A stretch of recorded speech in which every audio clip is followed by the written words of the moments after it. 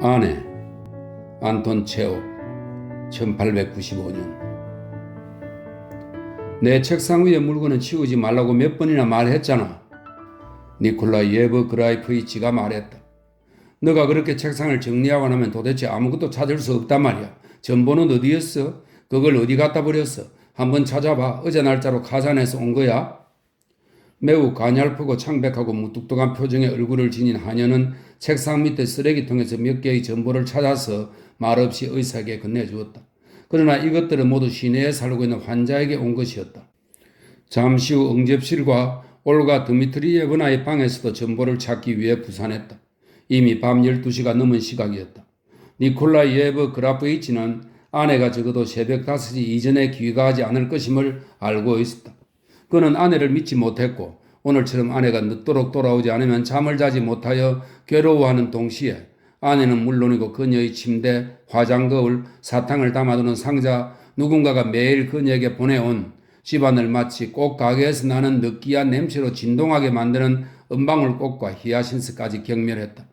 이런 밤이면 그는 소심하게 되고 변덕스럽게 되고 괜한 터집을 잡곤 했다. 지금 그는 단순한 새해 축하 인사 외에는 특별한 내용이 없는 형으로부터 온 전보를 찾지 못해 안달하고 있는 것처럼 보였다. 그는 아내의 방에 있는 탁자 위에 우편물 담는 상자 밑에서 어떤 전보를 발견했고 얼핏 훑어보았다. 전보는 장모의 이름으로 올가 드미트리예브나에게 안부를 전하기 위해서 몬테카를로에서 온 것이었는데 미셸이라는 서명이 적혀 있었다.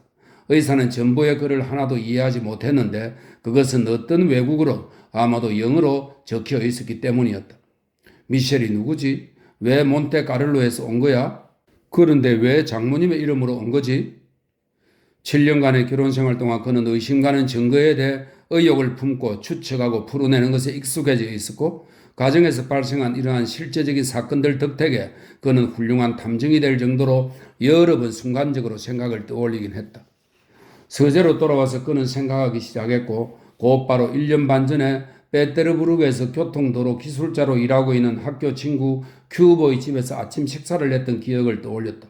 그 자리에서 기술자는 그와 그의 아내에게 짧지만 약간 이상한 리스라는 성을 가진 22살 정도로 보이는 미하일 이바느이치라는 젊은이를 소개해 주었다. 2달 후 의사는 아내의 앨범에서 현재에 대한 기억과 미래에 대한 희망 속에서라고 프랑스로 적혀있는 이 젊은이의 사진을 보았다. 그 후 그는 이 젊은이를 장모 집에서 2번 정도 만났다. 그리고 그때부터 아내는 집을 비우는 일이 잦았고 새벽 4시나 5시 정도에 귀가하곤 했으며 그에게 끊임없이 외국으로 나갈 수 있는 여권을 만들어 달라고 부탁했다. 그러나 그는 거절했고 하인들이 보기에 민망할 정도로 그의 집에서는 하루 종일 전쟁이 끊이질 않았다. 반년 전에 그의 의사 친구들은 그에게서 폐 질환을 발견했고 모든 일을 그만두고 크림으로 요양을 떠나라고 충고해 주었다. 이 사실을 알게 된 올가 드미트리예브나는 매우 놀란 척했다. 그녀는 남편에게 애정을 표하면서 크림은 춥고 지루하니 프랑스의 니스가 훨씬 낫다고 확신에 찬 어조로 말하면서 함께 니스로 가서 그를 잘 보살피고 간호하고 편안하게 해주겠다고 말했다.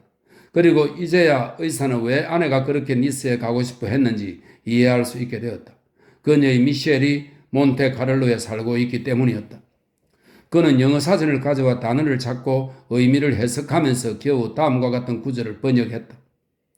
나의 고귀하고 사랑스러운 당신의 건강을 기원하는 축배를 들며 당신의 가냘프고 아름다운 다리에 무한한 키스를 보냅니다. 당신이 오기만을 애타게 기다리며. 만일 아내와 함께 니스로 가는 것에 동의했다면 자신이 얼마나 우스꽝스럽고 불쌍한 역할을 했겠는가를 생각해 보았다. 그러자 모욕감이 치밀어 눈물이 핑 돌았고 강한 분노에 사로잡혀 이방저방을 왔다 갔다 했다. 그는 자존심에 깊은 상처를 입었고 거친 혐오감이 가슴 속에서 불타올랐다. 주먹을 불끈 쥐고 정오심으로 얼굴을 찌푸린 채 그는 스스로에게 질문을 던졌다. 어떻게 시골 사제의 아들로 태어나 신학 교육을 받은 정직하고 소탈한 인간이자 외과 의사라는 직업을 가진 그가 어떻게 허약하고 보잘것없고 배신을 잘하는 저급한 속물에게 너무나도 수치스럽게 노예 같은 복종을 하며 살고 있는 것일까? 가냘프고 아름다운 다리? 전보를 꾸기면서 그가 웅얼거렸다. 가냘프고 아름다운 다리. 그녀를 사랑하게 되어 청혼을 해 살아온 7년의 시간 동안 그에게는 그녀를 안았을 때 느꼈던 긴 머리카락에서 풍겨 나오는 향기로운 냄새와 부드러운 감촉을 주었던 그녀의 레이스 달린 옷들, 그리고 실제로 매우 가냘프고 아름다운 다리에 대한 기억만 남아있었다. 그러나 이제 그의 팔과 얼굴에 간직되었던 비단 명주 레이스의 감촉이 더 이상 아무것도 아닌 것으로 느껴졌다. 게다가 이제는 그녀의 히스테리, 신경질적인 목소리, 잔소리, 위협, 거짓말, 뻔뻔한 배신의 거짓말 등을 빼고 나면 정말 아무것도 기억나지 않게 되었다. 그는 시골의 아버지 집에 있을 때 마당으로 집안으로 우연히 날아들어와 밖으로 나가려고 미친 듯이 창문을 쪼아대고 집안의 물건들을 난장판으로 만들어 놓았던 새 한 마리를 기억했다. 의사는 자신과 완전히 다른 사회에서 살다가 그의 삶으로 날아들어와서 완전히 엉망으로 만들어버린 그 여자에게서 그때의 새를 연상했다. 좋은 시절은 다 흘러가 버렸고 지금은 지옥에 있는 것처럼 행복에 대한 희망은 산산조각이 나서 우스꽝스럽게 되어버렸으며 건강은 나빠졌고 그의 방에서는 저속한 매춘의 냄새가 나는 것 같았다. 그가 1년 동안 벌어들이는 1만 루블의 수입에서 10루블도 시골에 계시는 어머니에게 보내드리지 못한 채 1만 5천 루블의 은빚만 남게 되었다. 만일 그가 도덕의 무리와 이 집에서 같이 산다고 하더라도 그 여자와 함께 사는 삶보다 더 절망적이고 돌이킬 수 없을 정도로 피폐된 생활은 아니었을 것이다. 그는 기침을 하기 시작했고 숨을 헐떡였다. 침대에 누워 몸을 따뜻하게 해야 했으나 계속 방을 왔다 갔다 하거나 의자에 앉아서 신경질적으로 연필을 들고 종이에다 기계적으로 무언가를 써댔다. 한번 써볼까? 가냘프고 아름다운 다리. 새벽 5시 무렵이 되자 그는 기진맥진해져 모든 것을 자신의 책임으로 돌렸다. 만일 올가 드미트리예브나가 그녀에게 좋은 영향을 미칠 수 있는 다른 사람에게 시집을 갔더라면 아마도 그녀는 선하고 정직한 여자가 되었을지 누가 알겠는가. 그는 여자의 심리에 대해서는 잘 몰랐으며 더욱이 관심도 없었고 투박하게 그녀를 대했다. 나는 이제 살 날이 얼마 남지 않았어. 그는 생각했다. 나는 시체와 다름없으니 살아있는 사람에게 방해가 되어서는 안 되지. 지금 이 시점에서 내 권리를 고수한다는 것은 본질적으로 이상하고 바보 같은 짓이야. 그녀에게 설명을 해주고 그녀를 자신이 사랑하는 사람에게 보내주어야겠어. 이혼해주고 그 책임은 나한테 있는 것으로 해야겠어. 마침내 올가 드미트리예브나가 돌아왔다. 그녀는 평소처럼 하얀색의 부인용 외투와 털 모자를 쓰고 덧신을 신고 서재로 들어와 안락의자에 털썩 주저앉았다. 더러운 뚱뚱이 녀석 같으니라고. 거칠게 숨을 몰아쉬며 흐느끼 울면서 그녀가 말했다. 이건 정말 부도덕하며 불쾌한 일이야. 그녀가 발을 동동 구르면서 말했다. 도저히 참을 수가 없어요. 도저히. 무슨 일이요? 그녀에게 다가가면서 니콜라이 예브 그라프이치가 말했다. 조금 전에 대학생인 아자르 베코브가 나를 집까지 바래다 주었는데 내 가방을 잃어버렸다고 하는 거예요? 가방에는 엄마에게 빌린 15루블이 들어있는데 말이에요. 그녀는 소녀처럼 정말 진지한 표정으로 계속 울어댔다. 손수건뿐만 아니라 그녀의 장갑까지 눈물 범벅이 되었다. 그게 뭐 큰일이라고 한숨을 쉬며 의사가 말했다. 잃어버렸다면 할 수 없는 거지. 신경 쓰지 마시오. 마음을 진정하시오. 당신에게 해야 할 말이 있어. 저는 백만장자가 아니어서 돈에 신경 쓰지 않을 수 없단 말이에요. 그 대학생은 나에게 가방을 다시 건네주었다고 했지만 그를 믿지 못하겠어요. 그는 가난한 학생이니까. 남편은 아내에게 진정하고 자신의 말을 들어달라고 간청했지만 아내는 줄곧 그 대학생과 잃어버린 15루블에 대해 말했다. 아우, 내가 내일 당신에게 25루블을 주겠소. 그러니 제발 좀 그만하시오. 그는 화가 나서 소리쳤다. 옷을 갈아입고 오겠어요. 여전히 울면서 그녀는 말했다. 모피 외투를 입은 채로 진지한 얘기를 할 수는 없잖아요. 정말 이상하잖아요. 그는 그녀의 외투와 덧신을 벗겨주었다. 그 순간 그는 그녀가 굴을 먹을 때 즐겨 마시는 백포도주의 냄새를 느낄 수가 있었다. 그녀는 자신의 방으로 가서 옷을 갈아입고 눈물을 흘린 얼굴에 진하게 분을 바르고 서재로 다시 돌아와서는 의자에 앉았다. 레이스 달린 장밋빛 실내복이 그녀의 온몸을 덮고 있어서 남편은 그녀의 헝클어진 머리카락과 실내화 속에 들어있는 가냘프고 아름다운 다리만 볼 수 있었다. 무슨 말을 하고 싶은 거죠? 안락 의자에 앉아 몸을 흔들면서 그녀가 물었다. 우연히 이것을 보게 되었소. 의사는 그녀에게 전보를 주면서 말했다. 그녀는 전보를 읽고 나서 어깨를 들썩였다. 그런데요? 몸을 더 강하게 흔들면서 그녀가 말했다. 이건 그냥 새해를 축하하는 단순한 전보일 뿐이에요. 그 이상 아무것도 아니에요. 아무 비밀도 없어요. 당신은 내가 영어를 모른다고 생각하고 있군 그래? 나는 영어를 모르고 하지만 나에겐 사전이 있지. 이 전보는 리스라는 청년에게서 온 것이고 그는 사랑하는 사람의 건강을 기원하며 축배를 들고 있고 당신에게 수많은 키스를 보내고 있어. 그렇지만 이건 관두도록 하지. 관두자고. 의사는 서둘러 다음 말을 이어갔다. 나는 결코 당신을 질책하거나 분쟁을 일으킬 생각이 없어. 싸움과 분쟁과 질책은 그동안 충분히 해왔잖소. 이제 그만 끝낼 때가 된 것 같소. 내가 하고 싶은 말은 이거요. 당신은 이제 자유로운 몸이 되었고 당신이 원하는 대로 살 수 있다는 것이요. 두 사람 모두 아무 말이 없었다. 아내는 조용히 울기 시작했다. 나는 당신을 거짓과 위선이라는 무거운 짐에서 벗어나게 해주겠어. 니콜라이 예브그라프이치는 계속 말을 이어갔다. 만일 이 젊은이를 사랑한다면 계속 사랑하시오. 만일 그가 있는 외국으로 가고 싶다면 떠나시오. 당신은 젊고 건강한데 나는 그의 성장이나 다를 바 없고 살 날도 얼마 남지 않았으니 당신이 나를 이해해 주시오. 그는 감정이 북받쳐 올라 더 이상 말을 잇지 못했다. 올가 드미트리예브나는 눈물을 흘리면서 사람들이 자신을 불쌍하게 여길 때 내는 그런 애처로운 목소리로 자신은 리스를 사랑하고 있고 그와 함께 도시를 돌아다녔고 그의 집에 머물기도 했으며 실제로 이제는 정말 그가 있는 외국으로 가고 싶다는 것을 고백했다. 보시다시피 전 이제 아무것도 숨기는 것이 없어요.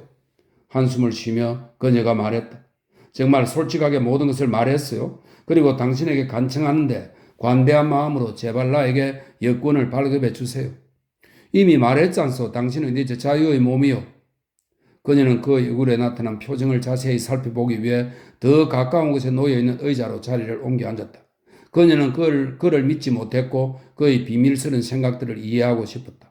그녀는 아무리 선량하고 좋은 의도를 가지고 있는 사람이라고 해도 결코 아무도 믿지 않았다. 그녀는 무언가 사소하고 졸렬한 의도나 이기적인 목적이 있지는 않은가 하고 항상 의심하곤 했다.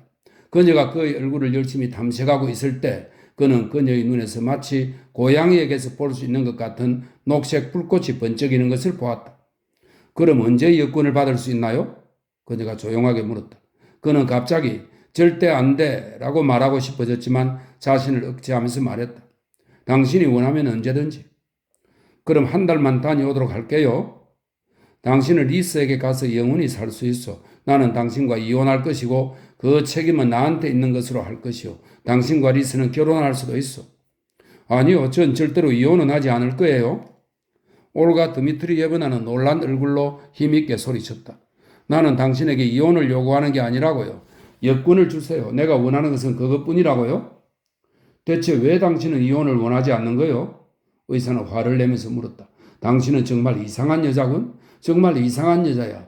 만일 당신이 정말 진지하게 그에게 빠져있고 그 역시 당신을 사랑한다면 당신들의 상황에서 결혼보다 더 나은 것은 없는 것 같은데 말이야. 혹시 당신은 아직도 결혼과 간통 사이에서 선택을 하고 있는 거요? 당신을 이해할 수 있겠어요? 그에게서 물러나면서 악하고 기묘한 표정을 지으며 그녀가 말했다. 이제야 당신의 의도를 잘 이해할 수 있겠군요. 내가 당신에게 실정이 났으니 이혼을 강요하면서 그저 나에게서 벗어나길 원하는 거군요. 대단히 고마운 일이지만 난 당신이 생각하는 것처럼 그렇게 바보가 아니에요. 결코 이혼을 받아들이지 않을 거고 절대로 당신에게서 떠나지 않을 거예요. 떠나지 않을 거예요. 절대로 떠나지 않을 거예요. 첫 번째 이유는 난 사회적 위치를 잃어버리고 싶은 마음이 없다는 거예요. 그녀는 자신의 말을 누군가 방해할까 봐 두려운 사람처럼 급하게 말을 계속 이어갔다. 둘째, 나는 이미 27살이고 리스는 이제 23살이에요. 1년 정도 지나면 그는 실적 낼 것이고 나를 버릴 거예요. 당신이 원한다면 세 번째 이유도 말하겠지만 리스를 향한 나의 마음이 얼마나 솔직히 오래 갈지 나 자신도 장담할 수 없다는 거예요. 아시겠어요? 나는 당신을 떠나지 않을 거예요. 그렇다면 내가 당신을 이 집에서 쫓아내겠어. 니콜라이 예브그라이프이치는 발을 구르면서 소리쳤다. 저 멀리 쫓아버리겠어. 더럽고 비열한 여자 같으니라고. 두고 보자고요. 그녀는 소리치면서 나가버렸다. 이미 오래전에 마당은 밝아져 있었다. 의사는 줄곧 의자에 앉아서 연필을 들고 종이에 기계적으로 무언가를 써대기 시작했다. 존경하는 나으리, 가냘프고 아름다운 다리. 그는 응접실을 이리저리 서성이다가 7년 전 결혼식 직후에 찍은 사진 앞에서 멈춰 서서 오랫동안 그것을 바라보았다. 장인 장모, 당시에는 20살이었던 올가 드미트리예브나와 젊고 행복해 보이는 자기 자신이 있는 가족 사진이었다. 말끔하게 면도한 얼굴에 풍만한 체격을 가진 해군성에 근무하는 3등 문관인 장인은 교활하고 돈에 대한 욕심이 강한 사람이었고 뚱뚱한 몸에 저급하고 탐욕스러운 생김새를 지녀 마치 쪽제비를 연상하는 장모는 자신의 딸을 맹목적으로 사랑하며 모든 일에 발벗고 나서서 도와주는 부인이었다. 만일 자신의 딸이 다른 사람을 괴롭히고 억압한다면 어머니는 자신의 딸에게 아무 말도 하지 않고 단지 자신의 치마폭으로 감싸면서 그녀를 보호해 줄 뿐이었다. 올가 드미트리예브나 역시 저급하고 탐욕스러운 생김새를 지녔는데 좀 더 과감하게 표현한다면 엄마에 비해 그녀는 쪽제비가 아니라 거대한 짐승처럼 보였다. 니콜라이 예브 그라프이치는 자신은 사진에서 착하고 소심한 루바를 입은 시골 얼뜨기처럼 보였다. 선량한 신학생의 미소는 얼굴 전체에서 빛을 발하고 있었고 자신의 운명에 우연히 개입한 그 탐욕한 무리가 그가 대학을 다닐 때 노래를 부르면서 꿈꿔왔던 낭만, 행복, 그리고 모든 것을 그에게 줄 것이라고 순진하게 믿고 있는 얼굴이었다. 사랑하지 않는다는 것은 젊은 나를 죽이는 것이라네. 그는 의욕에 가득 차서 자기 자신에 질문했다.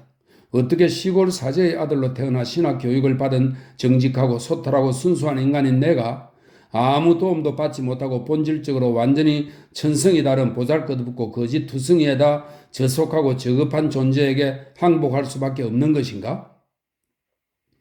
11시가 되어 병원으로 가기 위해 프로코트를 입고 있을 때 하녀가 서재로 들어왔다. 무슨 일이야? 그가 물었다. 주인 마님께서 일어나셔서 어제 약속하신 25루블을 날 있게 받아오라고 분부하셨습니다.